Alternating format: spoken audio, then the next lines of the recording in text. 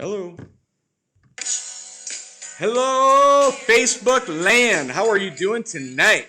Sorry about the hiccup there at the beginning. Man, sound, microphones, technical issues. You know how it is. This is a live show. That's why we do what we do, why we're here every week. We're bringing you real stories, live stories. And here we are again. 100 episodes tonight we have taken on. And so who is watching? So drop it in the comments. Where are you from? Who's watching? Let us know where you're watching from. And tell us, go back if you've been a big fan of the show. Go back and tell us, like, what's your favorite episode so far? You know, we've got people like Levi LaValle have been on. We've had, holy smokes, Brett Rasmussen's been on. We've had Lyric Murphy on. We've had Redneck Barbie on. Holy smokes, we've had 100 people on the show so far. And tonight is going to be no different than before. We're going to continue to just keep this thing trucking and have some fun. We are here on Saturday night tonight instead of Sunday. Hopefully that doesn't throw everybody for a big loop, because guess what? Super Bowl Sunday is tomorrow. So I see Jared Franz. How you doing, buddy? Who else is here, guys? I got people watching. Drop it in the comments. Let us know where you're watching from. I've got Tia in. Tia is one of our fans, always there. Marilyn Ellingson is watching, wishing us a happy 100. Who else is coming in? JR Hoop. We have got you coming in from Minnesota. David Hernandez is watching. What's up, brother? How's it going? All right, guys, let's kill the music and talk a little bit about Jon Ferrian Live, what this show is, what it's about, so you guys can share this out and be excited about it. By the way, tonight, folks, we've got a total of, I think it's like 6, 7, 8 prizes we're going to give away tonight on the show, you know, throughout the share and win. We're going to do some, some instant prizes tonight. We're going to mix it up, but we're going to make this a 100 episode celebration for all of you tonight. So thanks for tuning in. We have got Woody's Racing sponsoring our event again tonight. So tonight, in celebration of our 100 episode, Woody's is throwing down, and they're going to give us access to a full racing zip-up hoodie. You can see the pictures there. You can get it in green and gray or gray and black. And all you have to do is watch the show, share the show anywhere, put it on your page, put it on your club page, put it on 2.0, put it on Sledders, wherever you want to. Make sure you're following Woody's Racing on Instagram. Watch them on Instagram and Facebook both, and we'll just keep rolling here too. So tonight, I'm going to bring Todd Cramer on. So Todd, I'm going to unveil you here in just a second. Let's go 3, 2, and 1. How's it going, my friend? It's going good. Good, good. Welcome to the show, Todd. How are you doing tonight? Feeling good? Great. Excited to be on the show. Yeah, I got to tell you guys, 100 episodes is a big deal. And I told Todd this earlier, is that I had actually been holding the 100th episode, and I didn't invite any guests in for a long time. As you guys know, when I came out of Heydays, I had this show booked out literally till February, like mid-February, late February, and I still do. I've still got 2 or 3 weeks of episodes that are still booked, still scheduled. But I was holding this episode tonight because I knew it was going to be special. And I didn't know what I was going to do with it, when I was going to do with it.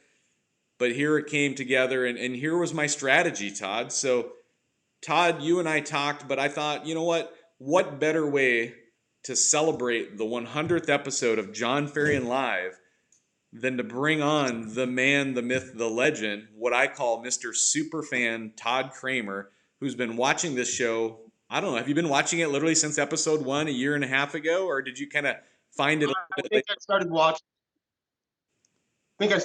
it maybe the 3rd or 4th one in. Yeah. So yeah, but it's like, you know, you've been here almost since the beginning, and you've been one of our biggest cheerleaders. You've been one of our biggest sharers of the show and getting it out. And it was kind of funny. We kind of chuckle about it now, but when we did the share and win contest, and I started it out this year when this season started, the first 4 weeks of prize giveaways, Todd won 3 of them, right? Oh, we got a little bit of a freeze on his side, so I'll keep rolling here while he comes back. Hopefully we'll get... Oh, are you there? For some reason, your connection's freezing up on your side, Todd. Not sure what's going on. Oop. Todd, why don't you go ahead and drop the call and let's try to reconnect on Skype here. So, hey guys, we'll disconnect the connection. I'm not sure if we got a bad connection or what, but I'm going to end the call with Todd, and we'll continue the show here for just a minute, and then I'm going to call him back and see if we can get him reconnected. Live show, guys, gotta love it. And when you're over in Idaho, sometimes the internet's not the fastest. Who knows? Be a typhoon going on here. It's been raining in the mountains. It's been going crazy up there.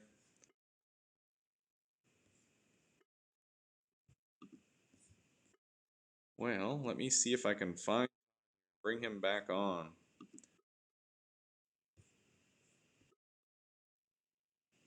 Trying to connect with Todd. Todd isn't online right now. So Todd's having some connection issues, but I'm just going to keep rolling with the show, and Todd will call me back here in just a minute, I'm sure. But let's try to get him. All right, buddy. Are you there? All right. We broke the internet, Todd. We're having so much fun. We broke the internet, right? That's the way it works. Can you hear me okay? Yeah, I'm good. All right, cool. So let's go right back into it. So the first 4 episodes that I gave away prizes, Todd won 3 of the 4 episodes because he was such a dominant sharer. Like, he was just sharing the show out all over the place. Probably a third of all the shares that I was getting was coming from Todd, and the odds were in his favor, as they said at the Hunger Games, right? And it was kind of fun, and so we kind of implemented a new policy where, like, every 45 days. But bottom line is, like, Todd was killing it, right? He was bringing it on, and he's been embracing the show all along, right from the beginning. And, you know, Todd, when you first came across the show, kind of talk us through about, you know, a little bit about how you first found the show and kind of like what you thought of the show when you first came across it. So I was just randomly looking for some on the internet about snowmobiling and just trying to pursue my passion, and I ran across the Live Large show and tuned in for an episode, and I was like, yeah, this is exactly what I'm looking for. And from there on out, I just it kind of sparked my interest even more, just to inspire me just to push harder and pursue my dreams in snowmobiling. And I've got gained a lot of knowledge off of Jon Ferrian Live, and a lot of life knowledge and snowmobile knowledge and safety knowledge. So, it really just hit home for me. It was just something I could sit back and watch and just be happy and learn more about the industry and the sport. So it was really neat. Yeah, it's cool. I mean, there's a lot of folks who've been on the show that are pro riders. I've had a lot of folks that I consider kind of average Joes like yourself, and but the one thing that I've noticed that's pretty cool about your story, Todd, is that when I first came across you and we first started interacting, is you were just like any other average sledder out there, just kind of trying to make a difference in the world, and as you've gone through and evolved through this entire process. We're at the point now where, holy smokes, look at the wall behind you, and some of the sponsors that you have and some of the things you've been able to accomplish, the people you've been able to meet on the mountain.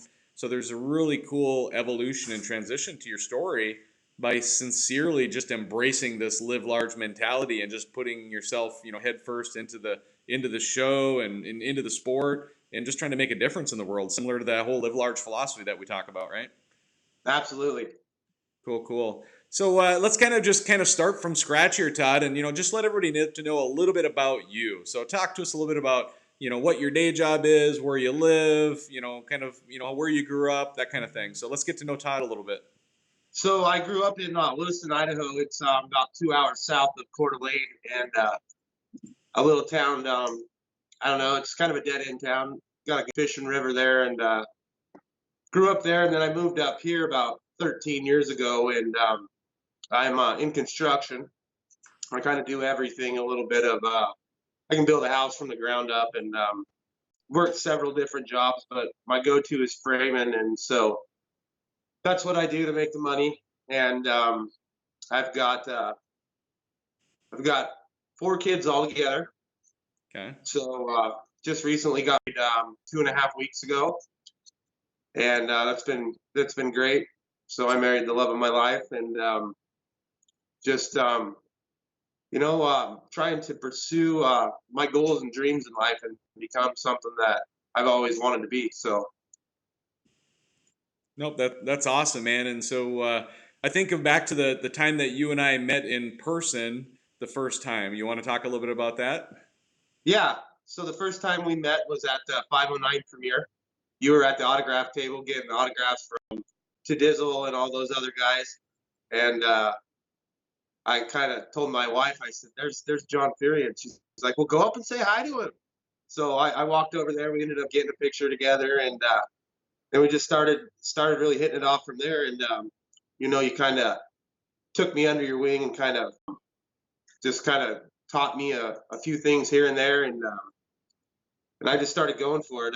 I've only been sledding for about well, it's been a year. So last February, I Yeah. had a buddy of mine. He invited me down to his cabin in Elk River, Idaho. Okay. He's like, "Come down and ride snowmobiles with me." And I was kind of hesitant about it. I've never rode before, so I went down there and I rode snowmobiles and I fell in love. I came home and bought 3 sleds. Yeah. So and it's just been on from there. Yep. I just kind of always searched for that purpose in life and that little thing that's going to drive me and give me ambition and motivation. And snowmobiling has became that for me. Yeah.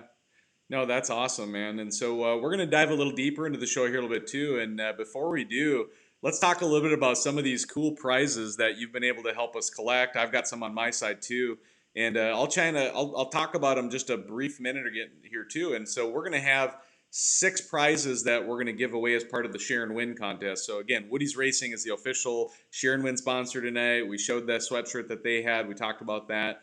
But let's talk a little bit about. I got them in order here. Is the prizes that you brought to the table? We've got VO gloves. Why don't you chat about those for a minute? So. Yeah, the VO gloves. Eric Vaughn donated them for a prize, and they're pretty epic. I mean, you don't have to take hands off to get on your phone, dig in your pockets. They keep you warm all day, and they've really just been awesome for me riding out there this year. So I really appreciate that, Eric, and I appreciate your gloves. They're a great product. So Yeah, it's great. And so he's been one of your sponsors. And when we knew we were doing the 100th episode, we just wanted to have some fun and give away a bunch of stuff. You reached out to your sponsors. And so we want to appreciate Eric Vaughn for what he's donated. So those will be part of the Share and Win contest. For anybody who shares the show tonight, is watching the show tonight, you're going to be eligible for the Woody's Racing Zip Up. You're going to be eligible racing for the VO gloves. And then let's talk a little bit about the climb gloves that you've got that you brought to the table, and Marilyn Ellingston. yeah, so Mama 2.0, 2. Yeah, 2.5. yeah.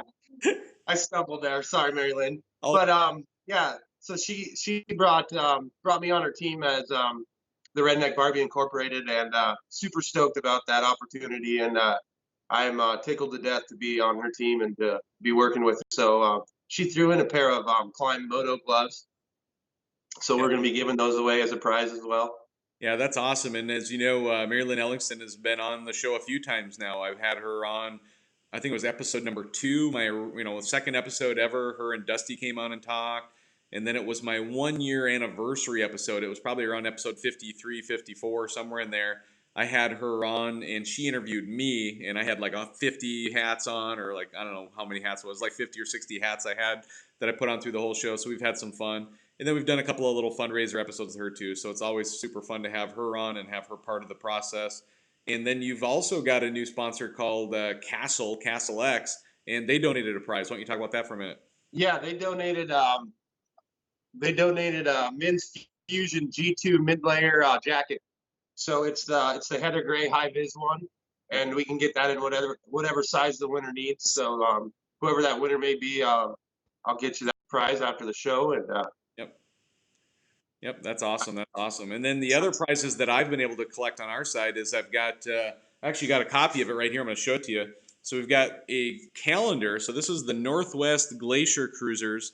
There's a gentleman named Michael Brown who is a local budding photographer. So he works at Boeing by day, but he's a photographer hobbyist, and he loves going out snowmobiling with all of us and taking pictures. And when you get inside there, you can see there's lots of cool pictures in there. I think he managed to get October was my birthday, so I'm Mr. October. So there's a picture of me from last season. riding up at Mount Baker during like the Mount Baker shootout. And for anybody who wins this as part of the share and win, if you let me know if you want it autographed, I'm happy to autograph it for you. If you just want a cool calendar with lots of cool sled pictures, I'll just ship it to you as is, but we'll get that out as well. And then the same group, the Northwest Glacier Cruisers, has also donated a t-shirt or some kind of a shirt that they have, and we're going to give that away too. So again, there's 6 total prizes tonight eligible for the share and win. And then throughout the show, I've got 2 additional prizes, so a total of 8 prizes that we're going to give away tonight. And so the other 2 prizes we're going to give away are part of a little quiz and a contest. And what I'll do is when I do these later, I'll announce them and I'll ask a question. And the first person with the correct answer in the comments, I'll go back after the show and I'll identify who that person is, and we'll go from there. So we'll keep there. So I'll do a couple of those through the show too. But anyway, with all of that, all the further ado, let's dive into kind of the real show, the real content, and go through some cool things that you've got going on. And again, this show is as much about celebrating you as a guest, but really it's kind of cool because we're celebrating the show as well. And we want to kind of just talk a little bit about what the show means to a lot of people. And I think that's maybe a good way to kind of tee this up for you, Todd, is, when you first started watching the show and it kind of started, the evolution for you is, kind of what's the roots? Like what kind of emotions did this show pull out of you, and what kind of things did it inspire you to do and to push hard to? So I'm going to turn it back to you for a few minutes too. And, just talk about, this live large philosophy, the show itself, and all the education you're learning about the snowmobile industry. Just talk us through it from your perspective of how that's been going on for you. So in life, I've always kind of looked for somewhere that I fit in, and acceptance has always been like kind of an issue for me. So when I found this, I ran with it. I got a gift to gab, and I love being around people and just being a positive person in the community and my family. So I took snowmobiling and ran with it. I started out with an RMK 800-01. Yep. And I rallied that thing. I still have it, but I rallied that thing with the big guys last year, and a lot of them were pretty surprised that I was keeping up with them. And then I knew in my heart that this is what I was going to do for the rest of my life. I was going to pursue it and just ride the country. That's what I really wanted to do. And I knew that 01 was not going to take me where I wanted to go. Yep. So this last summer, I just had to work my butt off. I'm raising 4 kids and I got a family, and I don't have a whole bunch, but I made it happen with determination and support from my family and my wife. I was able to pick up a sled this year for a pretty decent price. Actually, my old boss I was working for came up to me one day and he's like, "You're really working hard, Todd." He's like, "I found a sled at the auction. You want me to get it for you?" I said, "No way. Are you kidding me?" He said, "Yeah." He's like, what ice you want me to go on it?" And I said, 25. I didn't really have a clue what I was getting, but I ended up getting a 2013 RMK Pro 800 with a 163 track for $21.69. Wow. And the only thing that was wrong was the bulkhead was broken. Okay. So I took it down to my buddy at Supreme Power Sports in Lewiston, Jeremy Kinzer, and for about $1,000, I had a sled that was ready to roll. So then from then on, I just started looking into wraps, and I wanted to put a wrap on it, and I dove in head first. So as soon as that happened, it was on. I was waiting for snow to. Couldn't wait. It was like the most anxiety I've ever had waiting for that first snow to fly this year. So I go ahead. No, I was just going to say, I think I'm just thinking back to the idea that, you literally have only been snowmobiling for a year. And so the fact that you found this show at the beginning of your snowmobile kind of career, if you will, and, I can't, just imagining, like I've been doing this show, and a lot of the topics we touch on are things that, I've known for years, and we've been talking with people about. Everybody's kind of their own subject matter experts, but a lot of the content is stuff that I'm very familiar with, if not pretty familiar with in general, about the education around the avalanche awareness and safety, and the the safety messages of being in the backcountry and spending the night overnight, and I've learned a lot of these things over the years. But thinking of someone like yourself coming in new into the sport and tapping into all of the resources that we've been able to bring to you guys over 100 episodes, it's kind of mind-boggling. It's almost like, for me, just kind of a look back and like, holy smokes, what have we accomplished over 100 episodes? And to see your story come together is just it's a proud moment for me. Like, you know, so I just want to kind of give that a shout out back to you, and thanks for coming. But yeah, back to you, and you keep going with it. So So this year I just I started getting out and networking with people on the slopes, and just really trying to get riding partners and getting groups together, introducing people to other people, and just kind of making it all a positive environment and a positive um, sledding experience for everybody in our community up here. I also have been trying to keep it as safe as possible, and to always be aware that the mountain's not forgiving, and it will take you at any time. It doesn't matter that you're out there trying to have fun. It's something that is unpredictable, and you just got to be aware of what's around the next corner. And so, and I'll just let everybody know that part of our episode tonight, towards the end tonight, so stick around if you kind of thinking you maybe just tune in for a little bit and tune out. Todd's got a pretty incredible story of something that him and his riding crew went through here just earlier this season, and you'll go into later on in the episode here. But I just want to let everybody know that that's still coming. So yeah, I just started I don't know, hitting people up and kind of asking what I could do to be more into the industry, and I started asking you advice on which way to go and how to do things the right way. And I got a little crazy at first about sharing out, and I actually got put in jail a couple times on Facebook. I was a little over the top. Be clear, it was Yeah, jail, not real jail. So right. And so I'm just I'm a go-getter, so I was all in, and I'm sorry if I was annoying, but I didn't mean to be. That wasn't my purpose. And so I just love what you're doing with the Live Large thing, how you're networking to different people all over the country and teaching avalanche awareness and teaching safety, because this year alone, it's just been phenomenal what's happened. It's almost sad. So the more that we can get out there and show people and share with people, the more aware and the more safe that everybody is going to be, and be able to come home to their families. Because I know that's the last thing that anybody wants to go through. So nope. and back Go ahead. So back to my whole sledding experience. So I had a buddy, Jalen Reed. He actually worked for 509 in the beginning when they started out. He did a lot of their professional raps. So I got together with him, and we created. He did more of the creation than I did. I just threw ideas at him. I created the rap that's on my sled now, and it's got it's got my favorite Bible verse, which God is really important in my life. Yep. And so that Bible verse is Matthew 5:16, and it's let your light shine among men so that people can see your good deeds and praise your Father in heaven.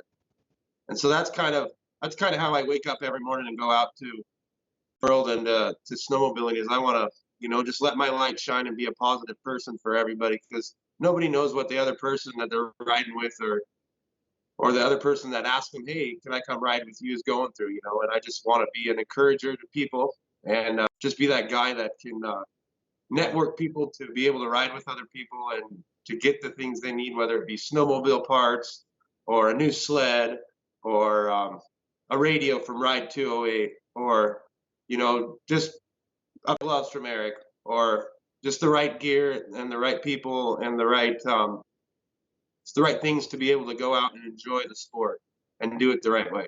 Yeah, so I mean, some cool things that you've shared with me is that you growing up yourself, I mean, it sounds like you didn't come from a family of money or means, right? And so you grew up as what you've described as underprivileged, and you have a kind of a passion and focus for trying to highlight underprivileged people or kids, especially going forward. And why don't we just touch on that a little bit now? Is kind of this history of your own life, and as you kind of get into it, again, it's snowmobiling's an expensive sport, and to your point, you had to save up a bunch of money over the summer. You got an inexpensive sled, but you've made the most of it, right? Like that's kind of what Live Large is about. It's make the most of stuff, right? It's like it doesn't have to be the biggest, best, shiniest stuff. Just make the most of it and go out there and make it happen. So just talk a little bit about that family history and kind of your passion now of trying to do something good for underprivileged youth going forward. Let's talk about that for a minute. All right. So growing up, I mean, I was kind of a ornery kid, and I just got in a lot of trouble, and I didn't really get the opportunity to have or do things like snowmobiling or any of that stuff. And I mean, I do believe that if I would have found it at a younger age, my life would be a lot different. But I don't take back anything that had happened in my life because I wouldn't be here today. But everything's possible if you put your mind to it. It doesn't matter where you come from, how much money you got, or anything like that. If you can put the determination in your mind and in your soul to be able to get what you want to, there's always a way and there's a means, and there's people along the way that will help you and coach you and help you to meet your dreams. So what I've got in store right now and what I'm trying to do, and we're getting the rolling a little bit, is I want to start a program for kids that are underprivileged, that don't have means to go out and buy a snowmobile or to go out and ride with people, or they see their parents struggle because they've chose a different lifestyle than say we have or our parents did. I want to be able to provide network in different cities around the United States, different places where we can maybe get a community together that would help a kid or a couple kids once a month to go out and experience the sledding adventure that I found, and that's just changed my life in a lot of ways. I just want to be able to give that option to those kids out there, and I think that by doing so, that we're going to get a lot more youth involved in the sport, and that's what we need. We need this sport to keep on thriving, and we're all kind of getting old, and so I want to see more younger kids get into it, more adventurous, ambitious people, and because they can go farther and bigger than they can.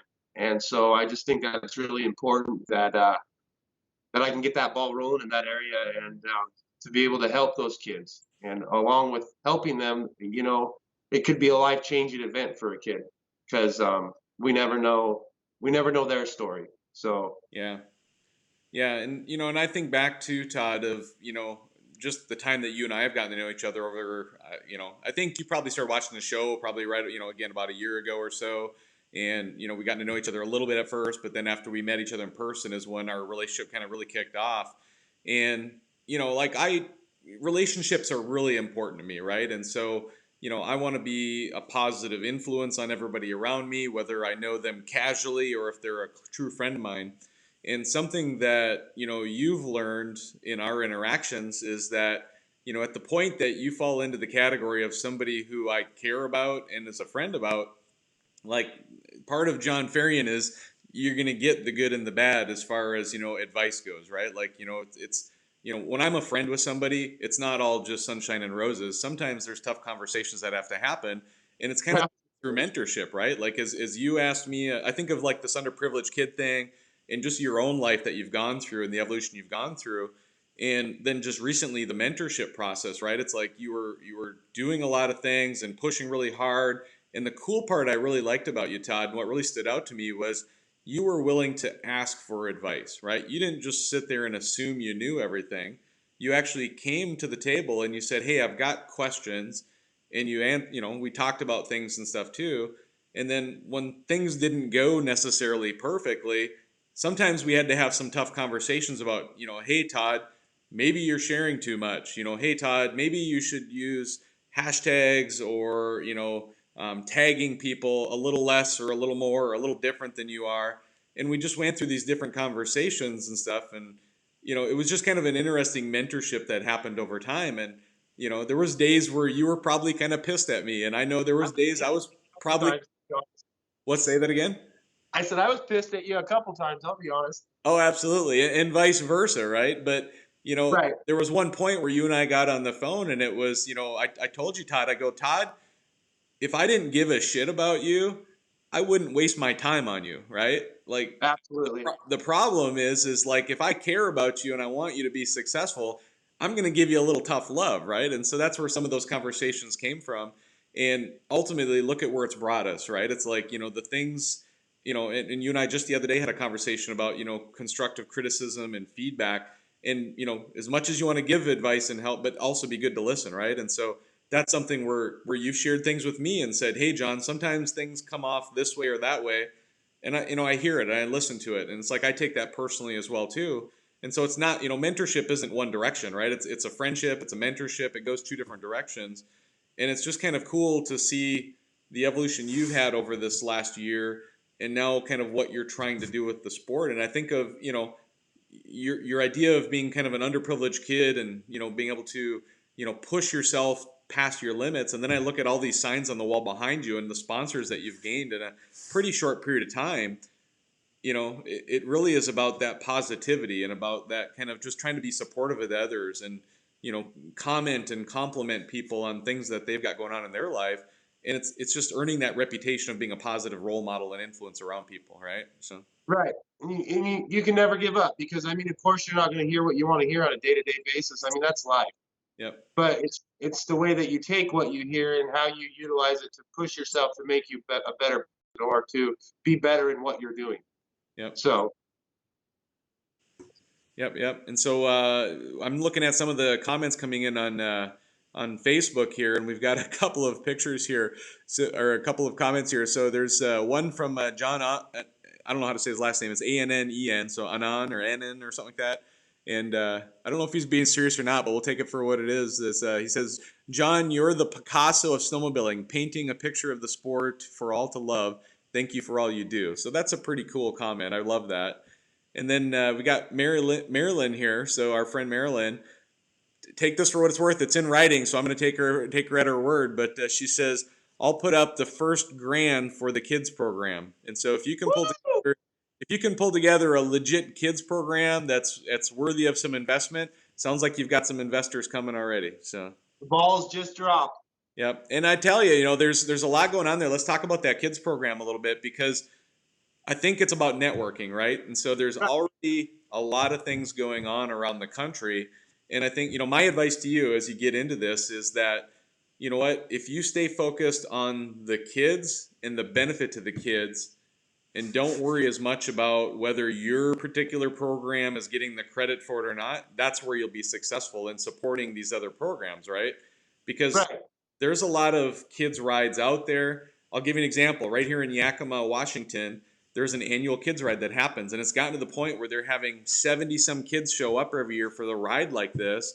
And now they've gotten to the point where somebody Joe Labernick, right? So he's heavily involved in that local club, and he has worked to try and get some snowmobiles donated to be able to donate to a child. Like they're gonna, at the end of that ride, that 70 kid ride, they're gonna give away this year 2 snowmobiles.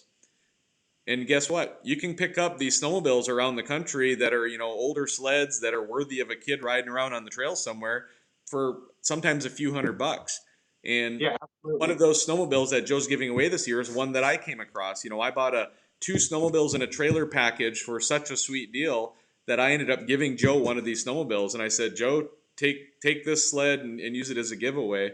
And they're doing that this year. And so I've actually already got an eye on another sled for next year already for them too, because we're working on things too. And so you're going to get people who are excited about what you're doing locally and nationally, but just create the environment, create the circle. And this is just legit advice and mentorship here is don't worry about who gets credit.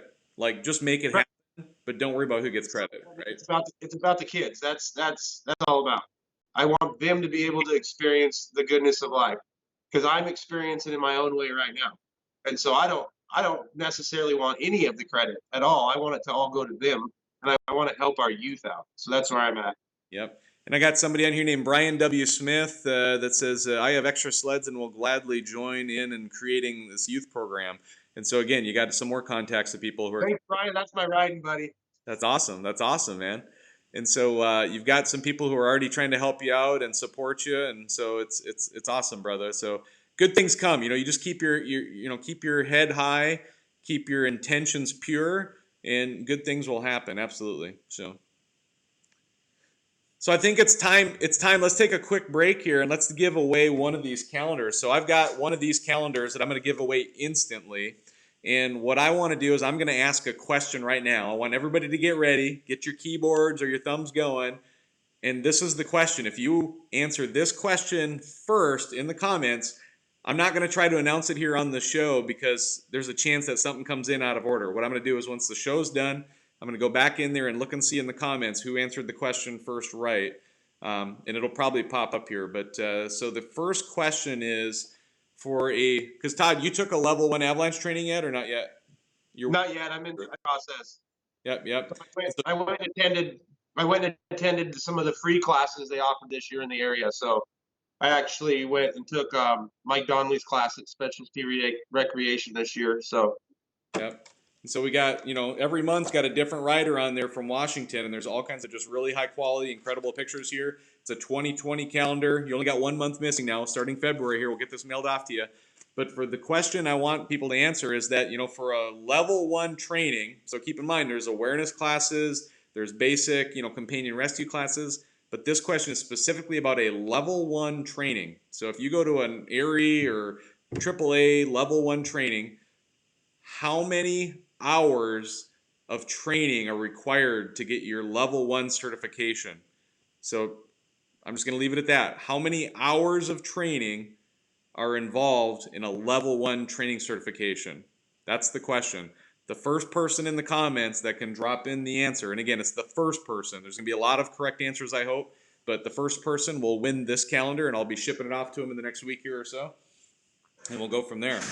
So, I got people are guessing here. I'm not, going to it, so we'll see. But the first guess I'm going to tell them is not accurate. So the first one I saw drop in. So if you got a question, if you can answer it, how many hours are involved in a level 1 training class? How many hours of training to get a level 1 training certification? And I'm talking about the whole time, right? Like the time on the snow, the time in the classroom, all of that training inclusive completely. For a level 1 training, how many hours is required based on AAA and ARI certification? So it's been the same for everybody that I've ever seen. And so I see some correct answers coming in here now. And so I'm going to just call it out. So the correct answer is 24 hours. So it's 3 days of training. It's 24 hours of training. And it's classroom time. It's on the snow time. It's all the above. So I see a few correct answers in there. I'm not going to announce the winner now. I'll let you guys kind of sort that out. At the end of the show, I'll go back through and I'll pick the first one that posted 24 hours of training. So if you were the first one, congratulations. But I know if I announce it now, I'm going to mess it up in the scrolling here. So, all right, so that's that question. So Todd, we've talked about the kid stuff. We've talked about your and I relationship, a little mentorship stuff too. One thing that I love about this show is there's a lot of, life experiences and life topics that people have gone through, sometimes outside of just even snowmobiling, right? And I think that's what I love about the show is that sometimes we tackle topics that are what I call life topics, right? Not necessarily snowmobile related, but in your case, you know where I'm going with this, right? And I just want to double check. Are you still good with this? Yep, absolutely. Okay. And so Todd is one of a few people that I know personally who has shared with me, and it sounds like you're not being super private about it. It's something you're willing to talk about, is that, there's a part of your life that you're probably historically not proud of, but it's part of who you are and what you're about. And it's kind of turned into an evolution that's involved snowmobiling. So I'm going to turn it back to you and kind of let you figure out how you want to tee this up and talk about it. But let's bring it up, and then I'll ask a few more follow-up questions, and let's kind of walk through this a little bit. So, what is this thing that's been bugging you in your life that you've kind of gotten through, and that now you're evolving into? So, we'll go back a couple years. I started way before this, but when it really started getting bad is I lost my mom to suicide, and then I also lost my older brother. And the reason I lost my older brother is because we were drinking, and we were both alcoholics, and we were partying one night, and he went to sleep. I went to wake him up in the morning, and he was gone. He was my best friend. We were 18 months apart growing up, and I had a downward spiral that I just tried to drink away my misery, and my life totally fell apart. I lost everything that I had, literally everything I had. Time and time again, I would pick back up and go for it, and I'd lose it again because I just couldn't put down the booze. And so when I found snowmobiling, I put down the booze. I had one little hiccup, but in the year that I've been snowmobiling, I'm 5 months sober right now. Yep. And before my little hiccup last summer, I was 9 months sober. Okay. So I've traded my misery of a life for an adventurous, great lifestyle in snowmobiling. And I can honestly say I will never go back to drinking. August 26th, of 2019 was the last time I'm drinking in my life. And that's it. That's all she wrote. I'm one of those people, you know, and I'm not, to each their own. I mean, some people can handle it, but I break out in handcuffs every single time I drink. So I'm allergic to it, and it's not good for me or my family or anybody around me. So I've traded that desire to get messed up and to hide my feelings and to hide my emotions into positive emotions and positive feelings and positive things that I can do in the industry towards kids, towards snowmobiling, and towards my family. Yeah. So I mean, when you think about this, right, it's like, you know, when you were dealing with, you know, I mean, as most people know that watch the show regularly, know that I personally lost a sister to suicide. She was 5 years older than me. I was 10 years old at the time. She was 15 years old. She took her own life, right? It was, you know, over sexual abuse from a family member back in the day. It was an uncle at the time. And, you know, it destroyed our family at the time of what happened. And it's a lot of stress that goes through. And so it's very easy in times like that, the fact that you had gone through that two different times in your life, to turn to something like alcohol to kind of, you know, numb yourself to the pain that you're going through. Frankly, it's completely understandable, right? How that can happen. And what you've discovered about yourself is you kind of have an addictive personality. And that was part of our mentorship we talked about, right? I remember specifically a conversation that you and I talked about is, Todd, you know, there is a difference between 0 and 100, right? Like, you don't have to be 100% all the time, non-stop, right? Like, you think about how you were sharing the show and it was just going crazy, right? Like, okay, dude, let's dial it back a little bit. And we started talking about this, and that's when I think about the time you shared with me about, you know, maybe it was before that, after that, but that's when it kind of clicked for me that this addictive personality that you had over alcohol, and now have turned to snowmobiling. It's this desire for acceptance you've talked about already tonight. It's that passion, that drive that you have, but to turn it into something positive and to take it from being an internal thing and making it an outward thing and supporting the community around you, supporting kids as you get going forward into this community thing too. Like, dude, if you can just stay on track with that, use your weaknesses to your strengths, right? Like, right.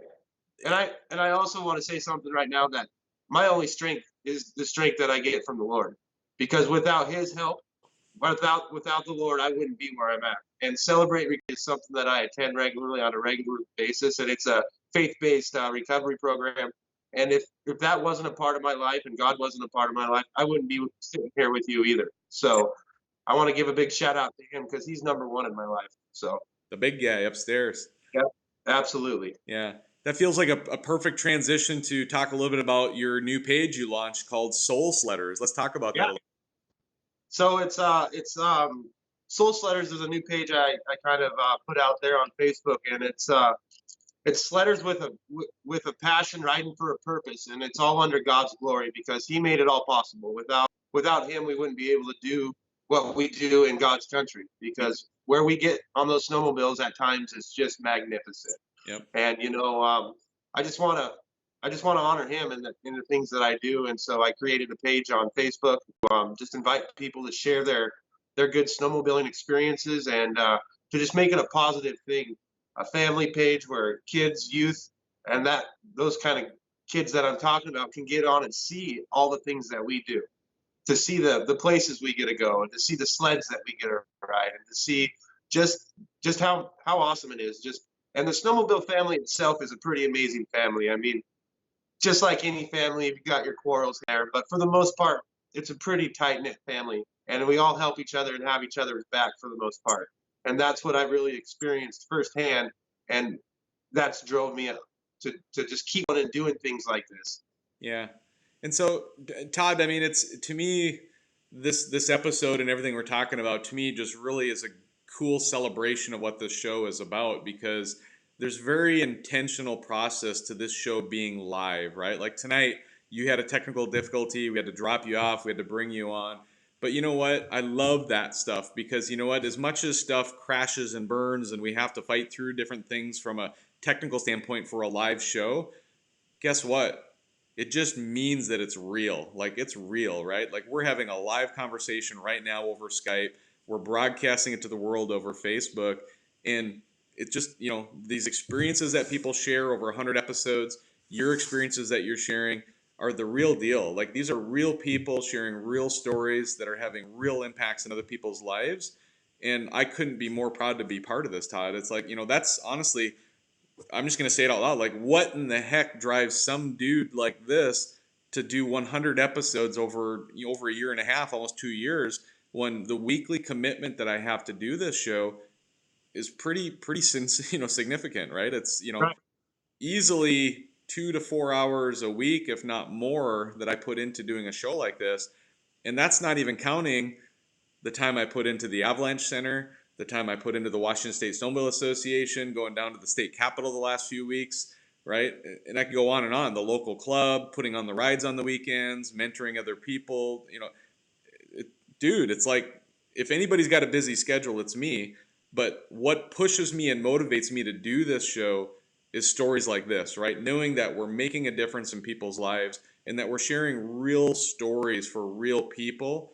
And for you to share the story that you just shared about your addiction to alcohol and that transition to what the snowmobile world and this show has done for you to kind of get you through all of that, it's amazing, right? It's super exciting for me to be part of that. So Yeah, and like we were talking the other day, another thing that you touched base on about living large is utilizing every second of your time throughout the day, because it's possible to make things happen if you want them to happen and are dedicated to it. yeah, There's priority, right? You just got to make it a priority. Like, you and I getting ready for this show was on my commute home. I was driving my 20, 30, 40-minute commute home, and you and I were on the phone talking through the topics of the show. As we were talking through it, you were taking notes. You shot them back over to me. I came home the other night. I typed up all these notes. I got these prizes ready and how we're going to give them away.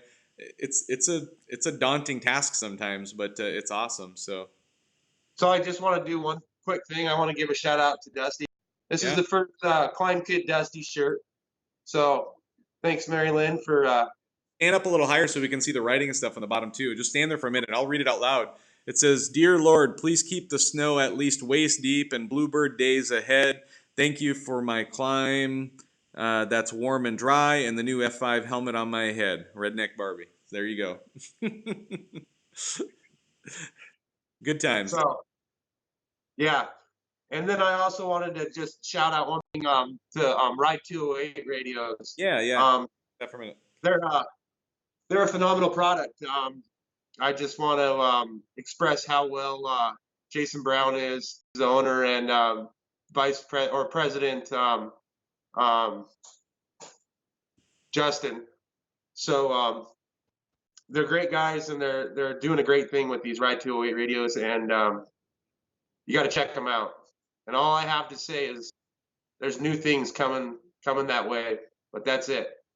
Yeah, So that's awesome. I know Brap Chap is on watching tonight. I've seen him commenting in here, and I think I saw somebody say hi, Jason Brown. So I'm assuming he's watching too, but I can only see the comments. I can't necessarily see who's just watching. So it's kind of cool. But yeah, it's good stuff. So I think that most everything we've talked about. The last thing we wanted to go into, I'm just scanning my notes, make sure. But let's go into your story. It wasn't that long ago. It was kind of interesting. You told me this story just this last week as we were prepping for the show. You mentioned it once before, but we never got to really talk about it. But let's talk a little bit about your experience that you had in the backcountry. And I kind of want to tee this up a little bit, right? It's like, what? It's really sometimes really easy for all of us to get into this mode of, what? Let's preach about safety. Let's talk about safety. Let's do this and this and this. And we want to push the message out there and get it out there. But the bottom line is sometimes when we're out in the backcountry, we get so just head deep in excitement for the moment. We're out in the backcountry, we're riding these lines, and we see something cool. And all of a sudden, common sense sometimes goes out the window, right? Like, I know I've experienced it, not too long ago. tunnel vision. Yeah, not too long ago, we had Kelsey Fan here, and she talked about how, as an avalanche instructor, she preached to people for days and days and days and days about, avalanche safety and education. And all of a sudden, there was a bluebird powder day, and she just went crazy and found herself right in the middle of an avalanche, right? And so, Yeah. you had a similar experience I want people to share too. And it's like, what I want people to understand is it's not about being perfect or not perfect or a hypocrite or not a hypocrite. What it's about is just accepting the fact that, you know what, I'm going to do my best, and I also make mistakes, and when I do, I'm going to own up to them, and I'm going to, like, let's get this stuff fixed and let's move on, right? And so I Right. tee that up, and then have you share your story about the avalanche that you experienced here earlier this season, and kind of what you learned from it and what people might take away from it. Okay. So yeah, it was New Year's Day, and we were all pumped. It was dumping snow up here in North Idaho, and there was a group of 4 of us, and so we headed over to the other side to Montana, which is right over the border, about 45 minutes to an hour away. So we all unloaded. The parking lots were semi full, so we were full bore. Go ahead. So we rode up the trail. We got up to the top of the trail. We had our gear on, beacons, our bags, and probes, and all that stuff. And I'm not sure if anybody in the class had anybody in our group had actually Aries 1 or Aries 2. I don't recall anybody having that training. So that was the number one wrong. And the number 2 wrong is we didn't check the avalanche danger that day, which was retarded, and I'll never do that again. So we get up there and it's dumping snow. I mean, we're probably in 2 feet of fresh powder. So we're up on top of this ridge, Dominion Peak, and we're playing and having a good time. And there's another group up there. We're all kind of playing. It's early in the morning, and the people are just riding all over. Your typical fun day up on top of a ridge. And we decided to drop back down off of the backside of this ridge on an open face. So there was 4 of us in our group, so we all trailed down, and the most experienced rider was leading the pack, and so we all kind of got to the bottom of this ridge and started trailing along the open face of it in the timber. So we were kind of on the bottom of the ridge, and the ridge had a tree line. So we peeked out of that tree line as we were riding along on the trail, and all of a sudden it slid about 3 feet, 4 feet, right in front of the first rider. And talk about scary. So we all, well, it was kind of not an all, but we made a final group decision that we were going to turn around and ride out. Yeah. So as I mentioned that we should all 4 each turn around each sled individually at a time, as easy and as safe as possible. And as we were doing that, it broke above us and below us. The fraction lines, you could see them. And to be honest with you, I don't know how we made it out without getting buried. Because I do know how I made it out there is God. Because that we should have not made it home that day. And so, we rode back into a play area that was all on the bottom, and we played there, had lunch, played there for the rest of the day, and then we got ready to head back up that face that we came down. Well, as we got to the top of that face and we rode a little ways back down the trail, the whole entire mountain had slid about, I'd say, 3/4 of a mile from where we were riding at, on the same face that we were riding on. So I'm happy I got to come home to my family. And I thank the Lord I got to come home to my family, because that was probably one of the scariest things I've been through, as far as feeling totally helpless and with everybody in the whole group. Not being super knowledgeable, not having checked the avalanche danger. I felt like a failure that day towards the other 3 people that I was riding with. And I don't ever want to be in a situation like that again. Yep. Ever. No, it's scary stuff, and you can be going along and think you're doing well, but to your point, some of the mistakes that were made that day was not going out of your way to check the avalanche forecast that day to make sure that you knew exactly what you were up against. And the thing to keep in mind for everybody, and I actually had a really good conversation about this this morning. I was out riding today. In our crew, we had what we called a sled extraction recovery. So a gentleman named Bill Yeager in our club put on this ride, and as we were there, we were just talking through, not only how do you extract your sled out of there, but then I started going down the road of, well, how do you avoid getting your sled in such a bad spot that you got extracted in the first place? And I talked a little bit about learning riding skills and comparing that to learning avalanche skills and stuff too. It's like the more knowledge you have and the more skills you have, the better decisions you can make with informed decisions and information that you have. And, one of those things is like, my wife and she rides with me most of the time now. And our routine is like, I'll spot check the forecast the night before, the avalanche forecast and the weather forecast, and just see what we're getting ready to go into. But then as we're driving up the mountain, we usually have at least an hour drive, if not an hour and a half drive most days. And as soon as we hit the highway about 15 minutes from our house, it's our routine. It's our trigger point. We're like, okay, let's pull up the avalanche forecast. Let's read through it. Let's talk about it, and let's discuss what our plans are going to be for the day. And then we're prepared as we get ready to go meet with everybody at the snow park and whoever we're riding with that day, right? And so it's amazing to me, no matter how much we preach this stuff, how many people that I meet with at the snow park and I ask out loud, and everybody knows that rides with me knows I do this, but every single time I do this, I'd say 3/4 of the people in the group are like, oh yeah, I forgot this morning, right, to check the forecast. And it's like, it just needs to become somehow, some way, it needs to be a part of your routine. And, even if you got to put a stinking sticker on the dash of your truck so when you get in, you see it and it reminds you something. Yeah, there definitely needs to be a checklist, because a lot of time I'm guilty of it. I'll have my beacon on and I forgot to turn it on. I'm a quarter mile up the trail, and that I ride with, Dave, he's real good at that because he caught me one time and he'll never let me live it down. He's always like, first thing out of the truck, is your beacon on, Todd? Yep. And I'm like, absolutely. Is yours on? Well, and you got to check them. I mean, it's something that we do religiously on all of our rides now too, is we do a pre-ride meeting. Everybody that I ride with knows that we don't leave the snow park until we've had a pre-ride meeting where we're doing a beacon check. We've talked about the avalanche forecast. We talk about our plan for the day and just what to expect. We talk about, not losing the rider behind you on the trail when you're heading up the trails. There's a kind of a checklist of things that we go through, and it's required. Like, we just won't ride unless we've had our pre-ride meeting. And even in those pre-ride meetings, sometimes we'll forget something and we'll get up the trail a little ways and somebody will be like, oh man, we forgot to do this part. We didn't talk about the avalanche forecast today or whatever it is. But, just anybody who's watching this, what Todd went through, to his point, he defied death that day, literally. And he's here to help tell this story and to be part of our lives tonight and to help us learn from it. But don't take that and just kind of shrug your shoulders, right? Like, take that as a call to action to do what we're talking about. Have a morning meeting, check the forecast, talk to your teammates, do a beacon check both ways, make sure beacons are working both ways, and just make a good routine and have it down and continue to be that positive influence with all the riders that you're riding with all the time. So, right. We all need to come home to our families for sure. Yep. So Todd, I'm going to give away another prize. I've got a Northwest Glacier Cruiser shirt that we're going to give away, and we're going to do an instant prize winner again. So earlier we did the calendar, and now we're going to do a Glacier Cruiser shirt.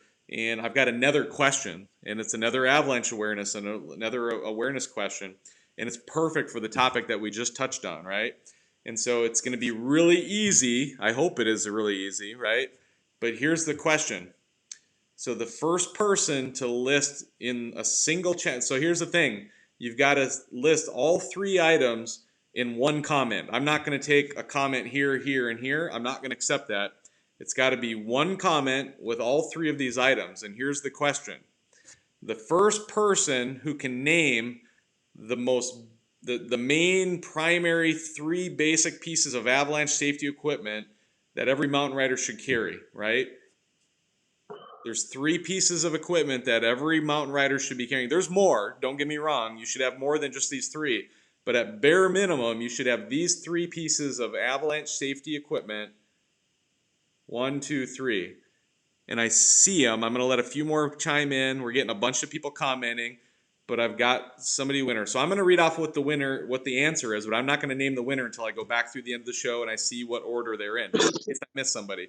But the answer is beacon, shovel, and probe, right? It could be in any of those 3 order, and you can intersect the term beacon for transceiver, right? And so beacon, shovel, probe, or transceiver, shovel, probe in any given order. If you've got those listed in there, you'll be considered one of the winners. And I'll go in after the show and I will announce, I'll congratulate the winner based on who I see in the feed being the first one to answer that. So congratulations for the person who won that. We'll get your shirt size and we'll get that shipped off. And don't forget, people, it's not too late. If you haven't already at this point, the share and win contest. We've got 6 prizes tonight. We got a Woody's Racing hoodie zip up. We've got a Northwest Glacier Cruisers calendar that we've talked about tonight. A Northwest Glacier Cruisers shirt that we've got tonight. We got VO gloves from Eric Vaughn that Todd was able to coordinate. We've got a Castle X mid-layer shirt that Todd was able to coordinate with his sponsor. And Climb gloves from Redneck Barbie. Again, Todd was able to coordinate and sponsor those and get his sponsor to help give those away too. So all of these things will be given away as part of the share and win. So the contest. So just by watching the show, sharing it out, following these folks on their pages, and we'll get it out there. So thank you all for that. So Todd, I think we're getting really close to wrapping this up, and I'm just looking through all of our notes there. And is there anything that you think we've missed? Because I think we covered it all.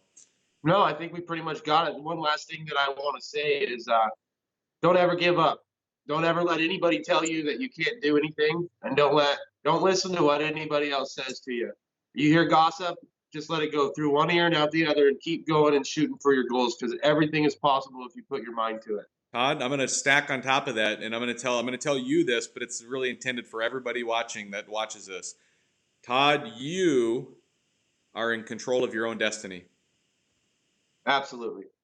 Everything you just said is right, and I'm just going to make that simple statement. You are in control of your own destiny.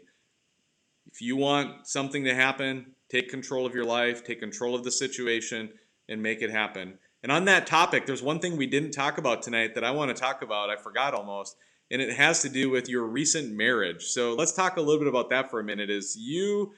How long have share with everybody your wife's name. You're married now, so your wife's name is what? Come here, honey. Is she in there? Come here. Yeah, come on. Nobody cares. Come over here. Here she comes. You're coming to say hi. All right. Come on over. Feel free to poke your head in and say hi. It's pajama day, but hey there. This is my beautiful wife, Jessica. Hello. Yep. And I met Jessica at the 509 premiere, and it was awesome. And I could tell in that very short moment that I met both of you guys, Jessica made this look at me, and she gave me this look like, John, your show is making a difference to Todd. Like, I could just tell, like, the vibe she gave me and what was going on. And at that time, you guys weren't even married yet. And so you told me a story on the phone about how, not so long ago, Jessica maybe wasn't prepared to marry you, and something has changed over the last year. So why don't you tell that story quick?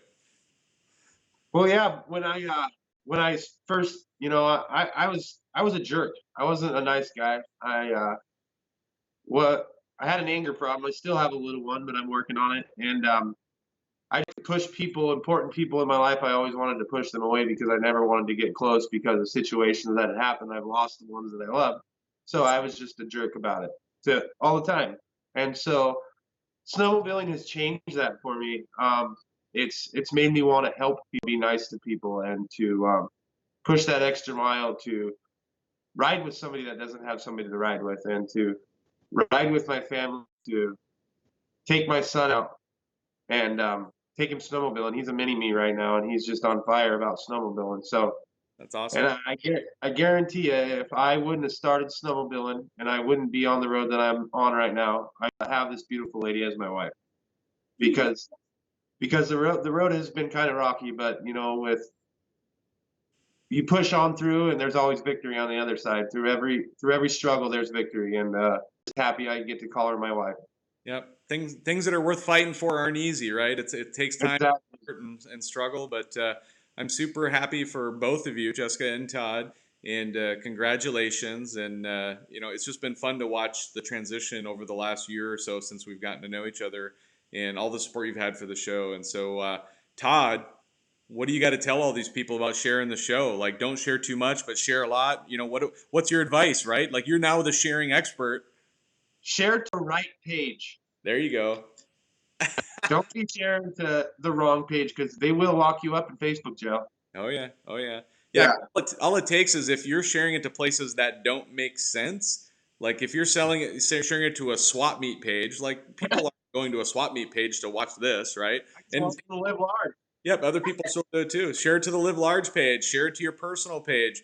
And when you're sharing it, make a personal statement about it, right? It's important to you and what you're doing. So Anyway, I think it's time to wrap up the show. Let's get this down. But you know what I say always is God bless everybody. And don't forget to live Absolutely. large. And now it's over to you, Todd. Your final words. What do you got? I want to say something really quick, if that's okay. Jessica, absolutely. Let's go. I just want to say thank you to you, and to everybody who supported Todd and been behind him. The transition that he has made is phenomenal, and he's come a long, long way. And I've never seen the passion and determination that he has for this.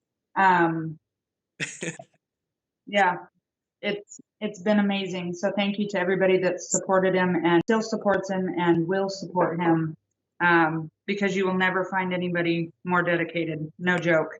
Hey, We eat, sleep, and breathe snowmobiling in this house. Yep. Hey, Yeah. you're making me cry. You guys need to knock. I'm on the other side with you. You want me to send you a tissue? Yeah. And so here's the final thing. And if that wasn't perfect enough, I know Todd asked me a question a while back, and I told him I didn't know what the hell it even meant, and we'll figure it out. But guess what, Todd? You are now officially a Jon Ferrian Live Live Large ambassador. We're going to figure out what that means and what it goes out to, but you've got my full blessing. You're on the team. I love it. We'll make that happen as well. And we'll get you sent some shirts. We'll do something. But, just like the TNT ladies, whatever. Like, dude, I didn't know if I was going to do that or not, but I'm just like, you got me sold, right? Like, hearing Jessica's words, hearing your words tonight, you're the real deal, buddy. I appreciate it. I'm going to throw in there, I really like sweatshirts. We got to get some made, so. All right, man. I can't think of a better way to celebrate 100 episodes than to just wrap up this show the way we just did. So God bless you, brother. Live large. All right. And we'll talk to you soon. Thanks, buddy. Yep, bye.